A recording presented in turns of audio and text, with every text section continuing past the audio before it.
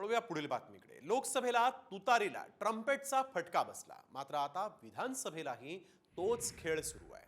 विधानसभेच्या 288 जागांपैकी किती जागांवर ट्रम्पेट चिन्ह देण्यात आलेलं आहे, त्याबरोबरच तुतारी विरुद्ध ट्रम्पेट सामना किती जागांवर होणार आहे, त्यावरचा हा एक स्पेशल रिपोर्ट पाहूया। विधानसभेतही पुन्हा तोच खेळ। ट्रम्पेट आडून नेम, तुतारीचा गेम।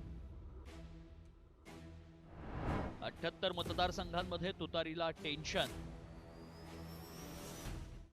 तुतारी सारखी पिपाणी दिसली, 35,000 मत पिपाणीला गेली। झाला आमचा राजा वाचला बाबा। ऐकलं, ट्रम्पेटमुळे साताऱ्यात उदयनराजेंची खासदारकी वाचली आणि हे महायुतीच्या अजित पवारांनीच मान्य केलंय। लोकसभा निवडणुकीत ट्रम्पेटमुळे तुतारीला मोठा फटका बसल्यानंतरही पुन्हा विधानसभेला तुतारी विरुद्ध ट्रम्पेट आमने सामने आलेत। राज्यातील 288 पैकी 163 जागांवर अपक्षांना ट्रम्पेट चिन्ह देण्यात आल्यानं पुन्हा पवारांच्या राष्ट्रवादीचं टेन्शन वाढलंय। विधानसभेला 163 अपक्षांना ट्रम्पेट हे चिन्ह मिळालं। 78 जागांवर थेट ट्रम्पेट विरुद्ध तुतारी सामना।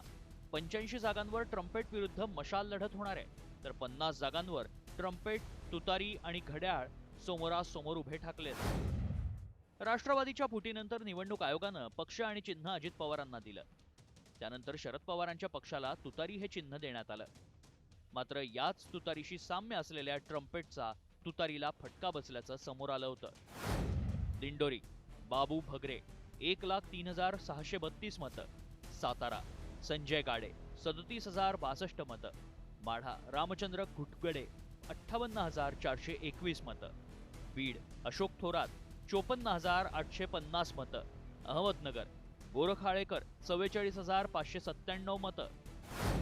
लोकसभा निवडणुकीत पिपाणीला तब्बल 4,10,385 मतं मिळाली होती।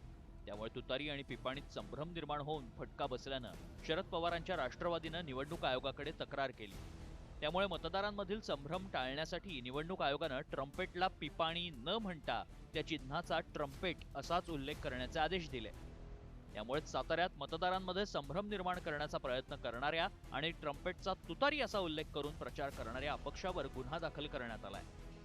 त्यामुळे आता तुतारीच्या नावानं फसवणूक करणाऱ्यांना चाप बसणार आहे, तर ट्रम्पेटचा उल्लेख ट्रम्पेटच करावा लागणार असल्यानं मतदारांमधील संभ्रमही दूर होईल। ब्युरो रिपोर्ट, साम टीव्ही।